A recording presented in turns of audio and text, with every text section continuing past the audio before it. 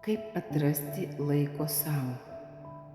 Laikas sau tai ne prabanga, tai kvėpavimas, tai akimirka tylos tarp visų turiu, kai atpažįsti save ne kaip mamą, dukrą ar žmoną, o kaip moterį su svajonėmis, pojūčiais ir troškimais.